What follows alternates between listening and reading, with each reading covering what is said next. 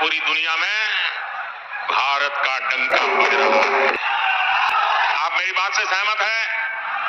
भारत का डंका बज रहा है, यूरोप में डंका बज रहा है, ऑस्ट्रेलिया में डंका बज रहा है, न्यूजीलैंड में डंका बज रहा है, अफ्रीका में डंका बज रहा है, अमेरिका में डंका बज रहा है। कैसे? ये कैसे हो रहा है? कैसे हो रहा है? कैसे हो रहा है? आपने गलत जवाब दे दिया। ये मोदी के कारण नहीं हो रहा है, ये आपके एक वोट के कारण हो रहा है। नमस्कार, वर्णिका हिंदी में आप सभी का स्वागत है। आपके साथ मैं हूं संतोष सारंग। आज प्रधानमंत्री मोदी ने जनसभा को संबोधित किया। बिहार के नवादा से उन्होंने हुंकार भरी और विपक्षी दलों पर हमला किया। इसके पहले जमुई में एक चुनावी सभा को उन्होंने संबोधित किया था।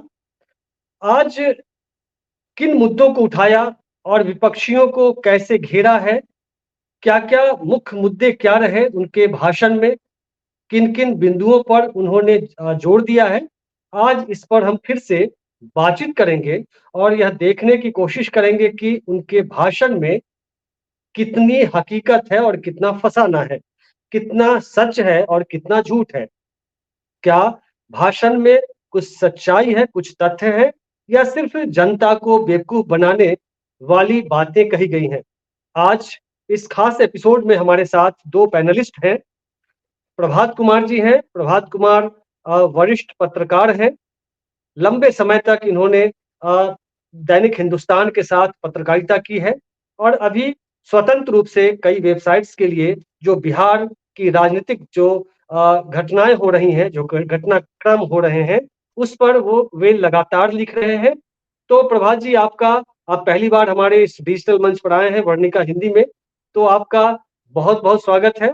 और डॉक्टर सुशांत कुमार जी हैं, राजनीतिक विश्लेषक हैं और बिहार विश्वविद्यालय में पीजी डिपार्टमेंट में, हिंदी पीजी डिपार्टमेंट में पढ़ाते हैं।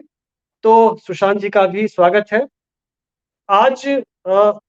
आज बात करेंगे पीएम मोदी की, उनके भाषण की, जो नवादा में, बिहार के नवादा में उन्होंने भाषण दिया है। तो मैं अपने दर्शकों को एक छोटा सा क्लिप सुनाकर अपनी बात की शुरुआत करना चाहूंगा। ये सुना जाए। आपके मोबाइल में पहुंचा दिया है। आज पूरी दुनिया में भारत का डंका बज रहा है। आपने सुना, भारत का डंका पूरी दुनिया में बज रहा है। एक तरफ से एक एक देश को मोदी जी ने गिनवा दिया और पब्लिक से उन्होंने पूछा कि डंका क्यों बज रहा है, तो पब्लिक की ओर से यह जवाब आता है कि मोदी जी के कारण। लेकिन कैसे शब्दों के जाल में जनता को फंसाने में माहिर है हमारे प्रधान सेवक। उन्होंने कहा कि नहीं नहीं, ये तो मोदी के कारण नहीं, बल्कि आपके एक वोट के कारण। तो कैसे वो रिलेट करते हैं पब्लिक को। एक अच्छा ऑरेटर है, भाषण बढ़िया करते हैं। प्रभात जी, आप वरिष्ठ पत्रकार हैं, लंबा अनुभव है, आपने चुनाव है उसको भी कवर किया, बहुत सारे लोगों के साथ आपने, कर्पूरी ठाकुर के साथ का आपका प्रसंग है, खैर उस पर कभी बातचीत करेंगे। राजनीति के बहुत करीब रहे हैं। मोदी जी के इस भाषण में जो पूरी दुनिया में डंका बज रहा है, ये नैरेटिव जाएगा भी और अब लोग चर्चा भी इसकी करते हैं, लेकिन डंका कैसे क्यों बज रहा है इस पर कोई चर्चा नहीं होती है। इसको कैसे देखेंगे आप? क्या वाकई डंका बज रहा है या डंका फूटा है कहीं? मोदी जी की खासियत है कि जो बात निगेटिव होती है उसको भी पॉजिटिव वे में कहते हैं, और निगेटिव को पॉजिटिव और पॉजिटिव को निगेटिव बनाना उनके माने आदत में शुमार है। मेरे हिसाब से एक भी पब्लिक इस बात का जवाब नहीं दे सकी कि यह डंका किस कारण से बज रहा है। न मोदी जी ने बताया कि डंका मेरा जो भारत में पूरी दुनिया में बज रहा है, उस डंका के बजने का कारण क्या है। मोदी जी को यह बताना चाहिए कि अगर भारत का डंका बज रहा है तो किस कारण से बज रहा है, विकास का वह कौन सा कार्य हुआ है जिसके कारण भारत का डंका पूरी दुनिया में बज रहा है। क्या भारत में एक तरफ आप कहते हैं कि हम अन्य सुरक्षा योजना चला के इतने करोड़ लोगों को राशन दे रहे हैं, यानी इतने करोड़ लोग गरीब हैं, तो क्या हम मान लें कि ये जो 50 करोड़ से ऊपर लोग जो गरीब हैं उसके कारण भारत का डंका बज रहा है? चाइना बार बार सीमा पर आक्रमण करता है और इस आक्रमण के कारण हमको मुंह छिपाना पड़ता है। हमारी सैनिक कभी पीछे जाती है, कभी बगल होती है, कभी, तो ये जो चाइना से हमारी स्थिति बनी हुई है उसमें जो हमारी तोहमत हो रही है, इस तरह से आतंकवादी हमले होते हैं। आज जम्मू कश्मीर की जो भी स्थिति बनी हुई है, पिछले चुनाव में जिस तरह से घटनाएं घटी थी, याद होगा कि 2019 में क्या हुआ था और किस तरह से चुनाव प्रभावित हुआ था। तो मोदी जी का तो एक अजीबोगरीब स्थिति यही है कि जनता भी नहीं समझ पाती है और बुद्धिजीवी लोग भी नहीं समझ पाते हैं कि जो वो बोलते हैं उसको प्रमाणित क्या तथ्य है, किस तथ्य के आधार पर उनकी बातों को तौला जाए, सोचा जाए। हमको समझ में नहीं आता कि उनके तथ्य का कोई आधार होता है। जनता से पूछ रहे हैं, वो भीड़ की जनता है जिसको कितनी जानकारी है। अगर वो जानकार लोग होते तो वो जो भी जानकार लोग रहे होंगे, जो भारत में शिक्षा की स्थिति है, राजनीतिक शिक्षा जिस रूप में है, तो अगर होता तो उनसे सवाल किया जाता कि मोदी जी डंका कैसे बज रहा है, पहले ये तो बताए, तब फिर डंका की बात करिए। जी, सुशांत जी, आपने क्या प्रधानमंत्री मोदी के का आज का भाषण आपने पूरा सुना है क्या? जी जी, सुन रहा था। क्या आपको लगा उनके भाषण में क्या गंभीरता है, तथ्य है, या सिर्फ पब्लिक को बस एक उसके सामने तिलिस्म सामने छोड़ा है, शब्दों का तिलिस्म? देखिए, प्रधानमंत्री के भाषण को देश की जनता पिछले 10 वर्षों से लगातार सुन रही, और जो लोग भी जो बुद्धिजीवी हैं तो जानते हैं कि उनकी जो भाषण शैली है वो किस प्रकार की। एक ये अभी की बात नहीं, नवादा की बात नहीं है, नवादा रैली की बात नहीं है। आप पिछले 10 साल से उनका कोई भी रिकॉर्डिंग निकाल कर देख लीजिए, तो प्रधानमंत्री मोदी के भाषणों में तथ्य गायब होते हैं, भावना प्रमुख रूप से होती है, और जो बातें, जो झूठी बात है या तथ्यात्मक रूप से जो गलत बातें हैं, उन बातों पर बल देकर वह अक्सर बोला करते हैं, और सिर्फ बोलते नहीं है बल्कि वह जनता को अपनी तरफ आकर्षित भी कर लेते हैं उसी बातों से। उनके पूरे भाषण में अगर इस नवादा वाले भाषण का पोस्टमार्टम करें तो पूरे तथ्य कहीं नहीं है। जैसा कि अभी प्रभात जी कह रहे थे कि डंका बजी तो कैसे बजी, उसके कारण क्या है, तो प्रधानमंत्री कोई कारण नहीं गिनाते। उन्होंने कह दिया कि पूरे देश में दुनिया का डंका बज रहा है। बस होता आज के भाषण को आप देखें तो एकदम बिल्कुल पुरानी गीत जो बार बार अलग अलग मंचों पर गाई जाती है, वो पुरानी गीत प्रधानमंत्री गा रहे थे। कुछ भी नयापन नहीं है इस पूरे 45 मिनट के भाषण में, कुछ भी नया नहीं। अगर कोई भारतीय जनता पार्टी का प्रवक्ता अगर इसमें से कुछ नया चीज बता दे देश को, तो यह देश का सौभाग्य होगा। उन्होंने क्या कहा, एक ही बात को कई बार रिपीट क्यों उन्होंने। अच्छा, एक बहुत जबरदस्त बात है कि प्रधानमंत्री जब जब बिहार दौरे पे आ रहे हैं, उससे पहले आरजेडी के जो तेजस्वी यादव हैं वो सोशल मीडिया पर उनसे 10 प्रश्न पूछते हैं, और वो आशा करते हैं कि ये 10 प्रश्न का जवाब आज प्रधानमंत्री इस पे बात करेंगे। जमुई रैली के पहले भी यह बात हुई थी, फिर आज के रैली से पहले भी उन्होंने 10 प्रश्न पूछे थे, और उस 10 प्रश्न को मैं यहाँ नहीं बोलूंगा, लेकिन 10 प्रश्न मुख्य रूप से यह था कि प्रधानमंत्री आज भ्रष्टाचार पे बात करेंगे, प्रधानमंत्री आज ईडी सीबीआई आईटी पे बात करेंगे, प्रधानमंत्री आज इलेक्ट्रल बॉन्ड पे बात करेंगे, प्रधानमंत्री आज 2 करोड़ रोजगार के बारे में बात करेंगे, प्रधानमंत्री आज विशेष राज्य के दौरे के विशेष राज्य जो मिलने की बात थी भारत को, उस पे बात, बिहार को, उस पे बात करेंगे। लेकिन मजे की बात यह है कि प्रधानमंत्री ने पूरे अपने भाषण में एक बार भी भ्रष्टाचार का जिक्र नहीं किया, एक बार भी किसी विरोधी दल के नेता का जिक्र नहीं किया, नाम तक नहीं लिया। नहीं, सुशांत जी, भ्रष्टाचार का नाम लिया है। उन्होंने कहा है कि जो इंडी गठबंधन है, इंडिया को इंडी गठबंधन बोलते हैं, इंडी गठबंधन भ्रष्टाचारियों का ठिकाना है। हाँ, बस भ्रष्टाचारियों का ठिकाना है और वो झूठ बोलकर आपसे वोट लेते हैं, उन्होंने यह कहा है। तो लेकिन भ्रष्टाचार पर ईडी, सीबीआई इत्यादि पर कहीं भी चर्चा नहीं की उन्होंने। फिर लेकर राम गीत वही गाया, जंगल राज, और जंगल राज से उबारने वाले का नाम, दो लोग का नाम गिनाया। एक माननीय मुख्यमंत्री जो मंच पर उपस्थित थे, नीतीश कुमार जी, और दूसरे सुशील कुमार जी। दो लोग, सुशील कुमार मोदी, दो लोग का नाम लिया उन्होंने। इन लोगों ने बिहार को उस जंगल राज से निकालने का काम किया।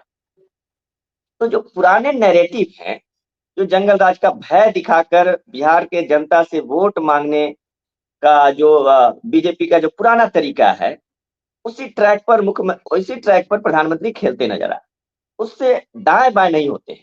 अच्छा, उन्होंने एक भ्रामक बात कही और जनता ताली मार रही थी। उन्होंने कहा कि हम पिछले 10 साल में 25 करोड़ देशवासियों को गरीबी से बाहर निकाला, लेकिन 80 करोड़ लोगों को अभी भी मुफ्त राशन मिल रहा है, मुफ्त अनाज दे रहे हैं। तो यह बात कैसे हजम हो सकती है और फिर हम ताली कैसे मार सकते हैं? हाँ सुशांत जी, फिर आते हैं आपके पास।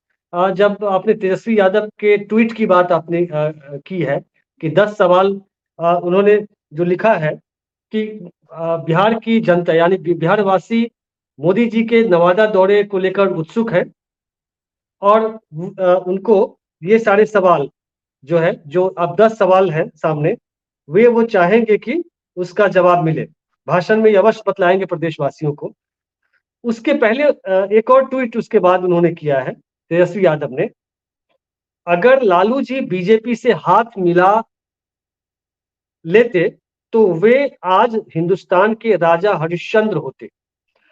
तथाकथित चारा घोटाला 2 मिनट में भाईचारा घोटाला हो जाता अगर लालू जी का डीएनए बदल जाता।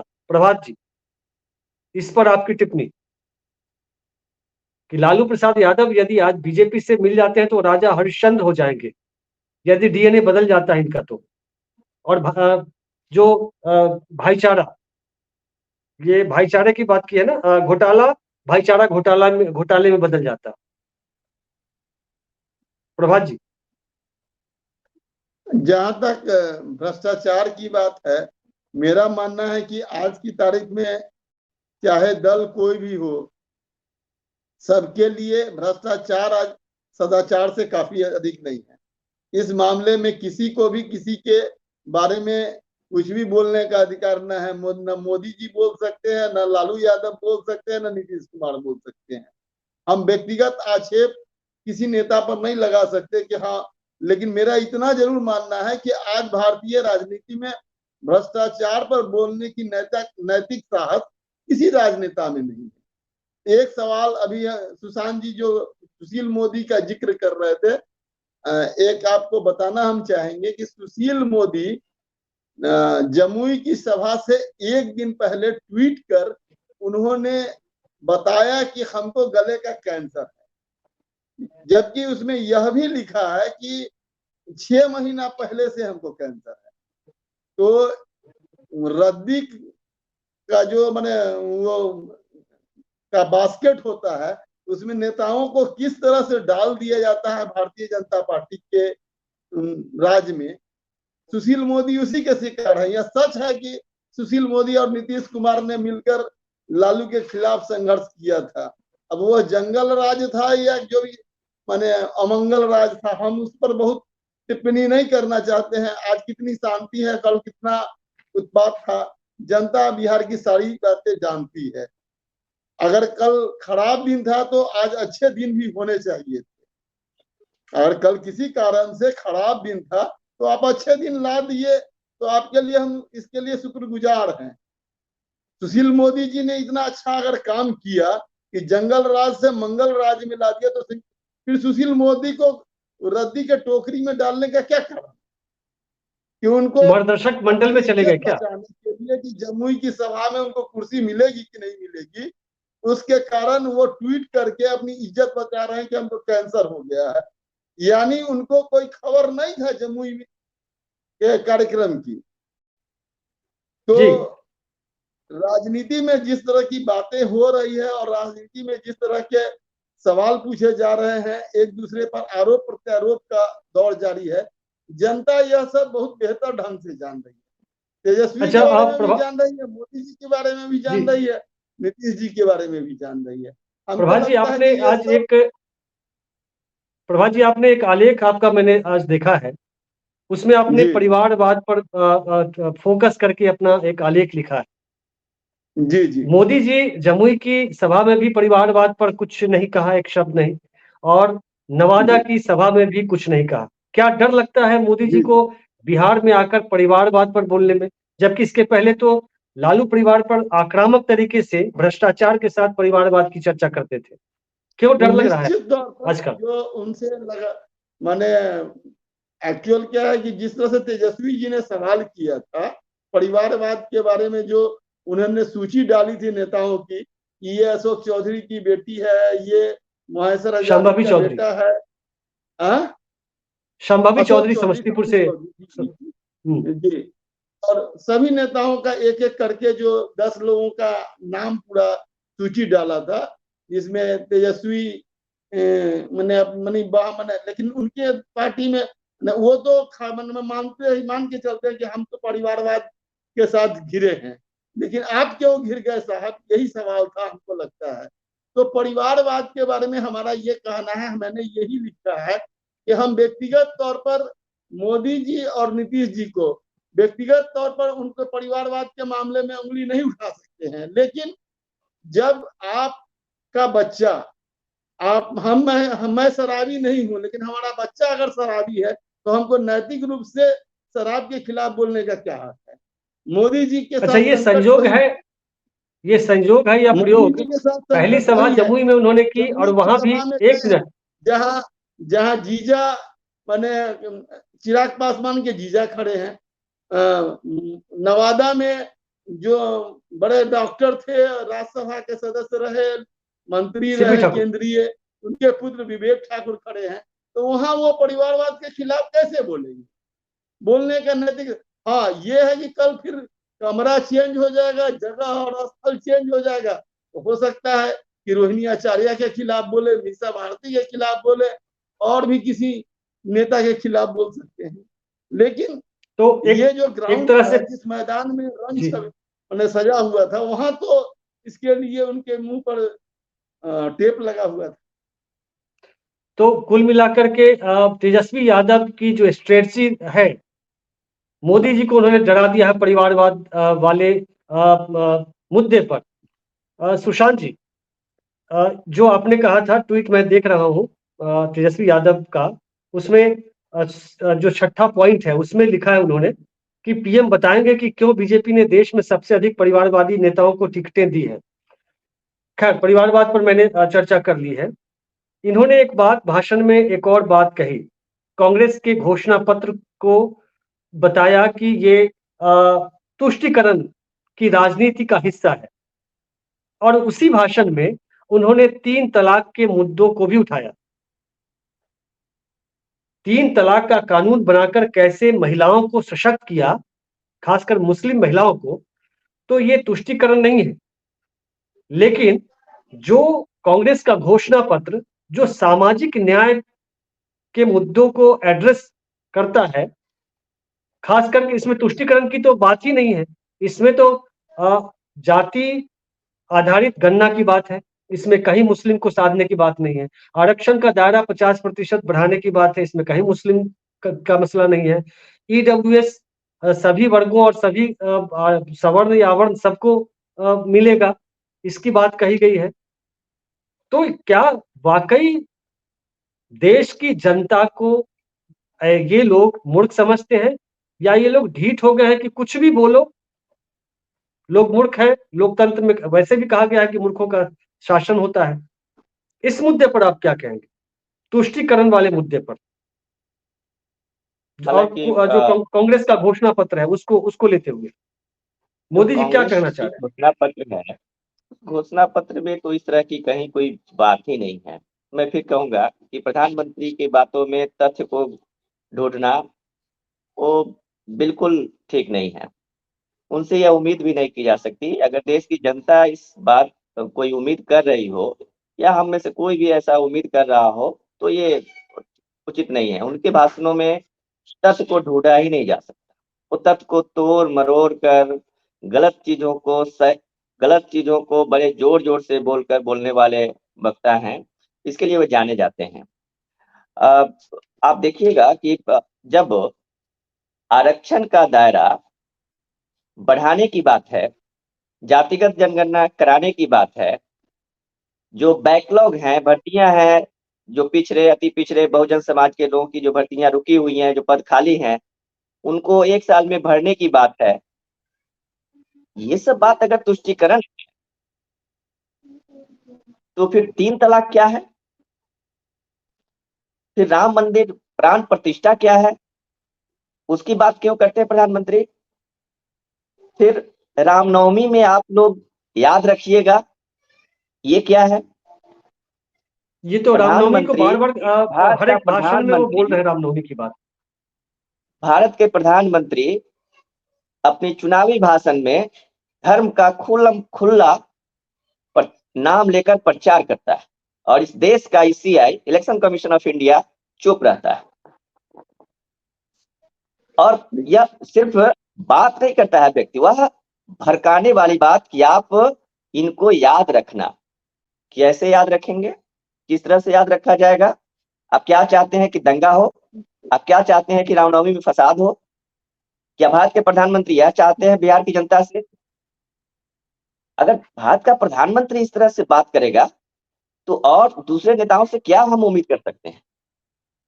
लेकिन आप देखिए, तो इस तरह से कहीं भी तुष्टीकरण की कोई बात नहीं। प्रधानमंत्री ऐसे ही झूठ अफवाह फैला रहे थे मंच से, और ये उनको यह पता है कि जितनी भी जनता वो भीड़ में आई हुई है, किसी ने भी कांग्रेस के घोषणा पत्र को पढ़ा नहीं है, या उनको यह विश्वास है मीडिया पर, जिसे गोदी मीडिया समान तौर पर विपक्ष के लोग कहते हैं, कि उसने भी इस घोषणा पत्र को ठीक ठीक जनता तक पहुंचाई नहीं, इसलिए लोगों को पता नहीं है। इस कांग्रेस की घोषणा पत्र को जानने का माध्यम क्या है? लोगों का माध्यम है मीडिया। मीडिया विपक्ष के घोषणा पत्र को, विपक्ष की बातों को लोगों तक ठीक ठीक पहुंचाती नहीं है। इस बात से प्रधानमंत्री बड़ी बात ही अवगत है। इसलिए प्रधानमंत्री ने इस भाषण में अपरोक्ष रूप से मीडिया की तारीफ की है। अगर आप देखेंगे एक बात को, तो उन्होंने कहा है कि 400 पक्का है। उन्होंने नहीं कहा है, कहा कि कौन कह रहे हैं 400 पक्का है? सर्वे वाले कह रहे हैं, अखबार वाले कह रहे हैं। मोदी जी ने खुद नहीं कहा कि मैं कह रहा हूं। मोदी जी ने कहा है कि 400 पार सर्वे वाले कह रहे हैं, अखबार वाले कह रहे हैं। वो परोक्ष रूप से मीडिया की तारीफ कर रहे थे, पीठ थोप रहे थे। तो जब उनको मीडिया पर भी विश्वास है, और अच्छा देखिएगा उनके पूरे भाषण को, देखिएगा आज की पूरे भाषण को, उनकी भाव भंगिमा को, तो वो बहुत उत्साही नहीं थे आज पहले की तरह। हाँ, जोश इधर के भाषणों में जोश नहीं उनके दिखता, चेहरे पर उस तरह से पहले की तरह जोश नहीं था, वही रटी रटाई और वो बातें एक ही जो है। बात को रिपीट कर रहे थे, बिल्कुल बिल्कुल। पुरानी बातें कर रहे थे। नवादा के बारे में कुछ कहना चाह रहे थे, कह नहीं पा रहे थे, पता नहीं क्या व्यवस्था थी। हाँ, ये आपने ठीक याद दिलाया कि तेजस्वी ने कुछ तो उनके बोलने पर पाबंदी लगा दी, जो बोल नहीं पा रहे। जो तेजस्वी की जो रणनीति है उनके आने से पहले 10 प्रश्न पूछने का, तो अब तक 2 बार 2 सभाओं में उस रणनीति में वो फंसते हुए दिख रहे हैं। दोनों बार उस किसी भी बात पर, किसी भी पॉइंट को एड्रेस करते हुए नजर नहीं आ रहे। हालांकि प्रधानमंत्री इन चीजों के लिए जाने जाते हैं, उन चीजों पर ही बोलते हैं। अब उनका मुख्य फील्ड छीन लिया गया। अब हो सकता है, जैसा कि प्रभात जी कह रहे थे, कि जैसे ही घर बदल जाएगा, कमरा बदल जाएगा, वो बातें फिर से बोलने लगेंगे। ये संभव है। जब वो छपरा में आएंगे तब बोलेंगे, जब वो दूसरे जगह जाएंगे तब बोलेंगे। अभी परिवारवाद पर वो नहीं बोलेंगे। ये उनकी स्ट्रेटजी हो, लेकिन जी इस प्रभात बात जी को कुछ लोग भी तो समझ रहे हैं। जी इस बात को क्या देश की प्रभात जी जनता कुछ नहीं मैं समझ कहना रही है ये कि चाह रहा विवेक था कि ठाकुर प्रधानमंत्री अगर सांप्रदायिकता के खिलाफ नहीं बोले तो उनके पेट का पानी नहीं पचेगा। उनका मुख्य मुद्दा, मुख्य हथियार सांप्रदायिकता है। 370 धारा पर नहीं बोलेंगे, राम मंदिर पर नहीं बोलेंगे, जो उनका आरक्षण है, जो सवर्णों के लिए आर्थिक आधार पर, उस पर नहीं बोलेंगे, तो वो अपने वोट बैंक को किस तरह से गोलबंद करेंगे? वो तो उनका मुख्य हथियार है। उस हथियार को ही वो मानते हैं। जो लोग आए नवादा के किसी मैदान में जुटे होंगे, उनको मालूम है कि यहाँ हमसे लोग क्या सुनना चाहते हैं। यहाँ राम मंदिर के बारे में चर्चा सुनना चाहते हैं, रामनवमी के बारे में स्टडी जानना चाहते हैं। 370 धारा को तो उनको डराने के लिए, देखिए कुछ राजनीति में ऐसा होता है कि मैंने किसी खास, जैसे आतंकवाद के खिलाफ बोलते हैं, पाकिस्तान के खिलाफ बोलते हैं। आजकल वो लगातार बोल रहे हैं कि मैंने आटा की कमी है दूसरे दूसरे देशों में, इनके यहाँ भोजन का अंबार लगा जैसा हुआ कि है। उन्हीं की वजह से, जैसा कि उनके वजह से ही पाकिस्तान के लोग आटा के लिए परेशान है। हमें भारत की जनता तो महंगाई इसी भोग रही स्थिति है, में उस पर तो एक शब्द नहीं बोले। सांप्रदायिकता उनका जो है तो हथियार भारत है। के लोग 110 आप रुपए जान पेट्रोल जाइए कि खरीद रहे हैं, उस पर एक शब्द नहीं बोले। हैं, वो भी लेकिन पाकिस्तान बड़ा के लोग की दुर्भाग्य चिंता ये है है कि संतोष पाकिस्तान जी के लोग आटा कि महंगा खरीद रहे ओबीसी का मुद्दा न कांग्रेस के लिए कभी महत्वपूर्ण रहा, न आज भाजपा के लिए महत्वपूर्ण है। ओबीसी कांग्रेस के राज में भी उपेक्षित रहा है। वह व्यक्ति किसी भी रूप में जो आज काफी उपेक्षित है, जिसकी कोई, उसकी सवर्ण भी उपेक्षा करते हैं और पिछड़ी जाति भी उपेक्षा करते हैं, उसका नाम है विश्वनाथ प्रताप सिंह, जिसने भारत के पिछड़े लोगों को एक बड़ी ताकत दी। राम मनोहर लोहिया के बाद अगर मेरी राय हो तो सबसे बड़े नेता पिछड़ों के अगर कोई हुए तो विश्वनाथ प्रताप सिंह। बिल्कुल जो बहुत बड़ा कदम ताकत, था। उस ताकत को भी मोदी जी ने कम कर दिया। उसका सबसे बड़ा कारण ही आप जान लीजिए कि जो ईवीएस का आरक्षण है, उसमें ओबीसी के बच्चों को ईवीएस के बच्चों को के नीचे रहना पड़ता है। ईवीएस का बच्चे 50 जो सवर्ण है उनके बच्चे अच्छे हैं, उनका पोषण अच्छा है, उनकी शिक्षा अच्छी है। हम तो ओबीसी हैं, हम ओबीसी होने के कारण पिछड़े हैं, हमारे बच्चे कमजोर हैं। तो जो विशेष आरक्षण दिया गया है वो तो मेरा हक बनता है। जिस तरह से भीमराव अंबेडकर ने दलित को आरक्षण दिया था, वही उसी तरह से हमको जो आरक्षण मिला, हमको भी तो उसी पैटर्न पर आरक्षण मिला। लेकिन उसको मोदी जी ने ईवीएस का आरक्षण देके उसको कमजोर किया है। तो ठीक है, मोदी मूल मुद्दा है, उस पर प्रभात कभी जी, नहीं प्रभात जी, बोलते हैं। नीतीश कुमार ने आज तो मोदी जी से भी एक कदम आगे बढ़ करके, ये तो अब की बार 400 पार, अब की बार मोदी सरकार फिर हो रहा है, तीसरी बार मोदी सरकार। आज नवादा के उस मंच से नीतीश कुमार ने 4 लाख बोलते बोलते 4 लाख ना 4,000 बढ़ा गए, 4 लाख से 4,000 4,000 बोल 4,000। दिया। 4,000 सांसद की बात उन्होंने की। और एक और वायरल हो रहा है, मतलब एक्स पर ये वायरल हो रहे हैं, ये नीतीश कुमार ट्रेंड कर रहे हैं। उसमें 2 फुटेज वायरल हो रहा है। एक तो मोदी जी के पैर छू रहे हैं वो, और दूसरा कि वो 4 लाख बोलते बोलते 4,000 सांसद की बात कह गए। इसको क्या मतलब नीतीश कुमार क्यों फिसल रहे हैं बार बार? देखिए, नीतीश जी के बारे में एक बात आप और जान लीजिए कि नीतीश जी कहीं ना कहीं से दिमागी राजनीति के बहुत बड़े खिलाड़ी थे। मानसिक, जैसे जॉर्ज साहब थे। जॉर्ज साहब माने मानसिक रूप से इतने मजबूत थे और उन्होंने, उनकी ही मजबूती के कारण नीतीश कुमार जी का ही जन्म हुआ। बिहार में आज जनता दल यूनाइटेड का कोई अस्तित्व है, उसके जनक जॉर्ज फर्नांडिस, और वो भी अल्जाइमर के शिकार थे। ये भी अल्जाइमर का शिकार हो रहे हैं, ऐसा प्रतीत होता है। जी अंतिम तो सवाल बहुत सुशांत जी। दुखद है, इस तरह का जुबान बार बार फिसलना कहीं से अच्छा संकेत नहीं है। जी राजनीतिक मतभेद हो सकता है, किसी के लिए माने उसके दुख पर या उसके किसी कमी पर उंगली उठाया जा सकता है, लेकिन ये जो जुबान फिसलने की जो आदत बन रही है, ये निश्चित तौर पर नीतीश जी के लिए और उनके समर्थकों के लिए एक बहुत दुखद घड़ी है। दुखद है। और वह जिस सुशांत तरह जी से जो उनका आचरण आ रहा है, वह एक संकेत दे रहा है कि अगले जॉर्ज फर्नांडिस होने जा रहे। जी सुशांत जी अंतिम सवाल, जो और भी जो आपके दिमाग में है भाषण सुनने के बाद जो और पॉइंट्स हैं जिसको आप कोट करना चाहते हैं, जिसका एक्सरे आप करना चाहते हैं, उस पॉइंट्स के साथ संक्षेप में हम इस बातचीत को खत्म करेंगे। एक दो बातें जो वो लगातार आप सब एक बीजेपी का छोटा सा कार्यकर्ता जो बातें करता है और व्हाट्सएप यूनिवर्सिटी पे जो बातें आती हैं उससे हटकर प्रधानमंत्री का यह भाषण कुछ भी नहीं। प्रधानमंत्री ने बोलते बोलते जो जो मोदी की गारंटी शब्द का प्रयोग वो बार बार कर रहे हैं अपनी सभी जनसभाओं में, और विपक्ष इस गारंटी को कहती है कि ये जुमला है।